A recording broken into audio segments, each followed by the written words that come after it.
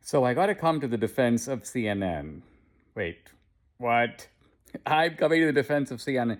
This is not something I do very often. So this is a real, well, it's a man bites dog sort of video.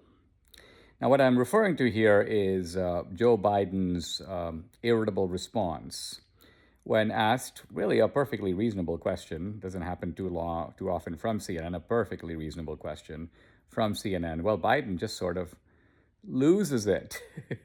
Listen. Why are you so confident he'll change his behavior, Mr. President? Yeah, I'm not confident in changing behavior. What the hell? What do you do all the time? So when did I say I was confident? You said in the next 6 months you'll be able to determine. What I said was, let's get it straight. I said what will change their behavior is if the rest of the world reacts to them and it diminishes their standing in the world. I'm not confident of anything. I'm just stating the fact. But given his past behavior has not changed, and in that press conference after sitting down with you for several hours, he denied any involvement in cyber attacks. He downplayed human rights abuses. He even refused to say Alexei Navalny's name. So how does that account to a constructive meeting as President Putin framed? You don't understand that. You're in the wrong business. Is the summit with China Now, this is a guy who, well, not only does he not have all his marbles, but he is not in control of himself. He alternates between that vacant, faraway stare that says, I don't really know where I am. Try to remember your middle name, Joe. Try, to this kind of Tourette-style staccato outburst of phrases and angry jibes. And, let's back up here for a minute. Here's a guy, Biden, who first calls Putin a killer. He's a murderer. He's a mass murderer, perhaps.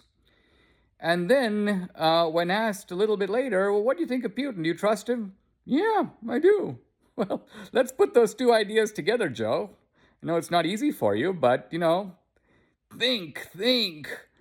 You call a guy a killer, then you trust him, so you're basically saying you trust a killer, you trust a mass murderer. This is U.S. foreign policy.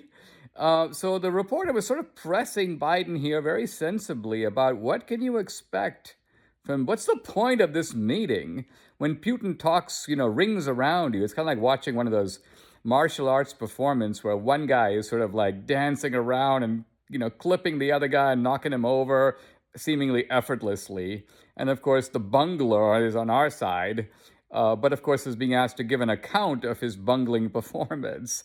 And I guess a certain part of me feels sorry for Joe. I mean, he's out of his league. He shouldn't be doing this. He should be, with a walker, getting his food served to him by a nurse. But this is the pathetic situation that we're in. You can't entirely blame Biden. To some degree, I think you have to blame the stupid people who voted for this guy.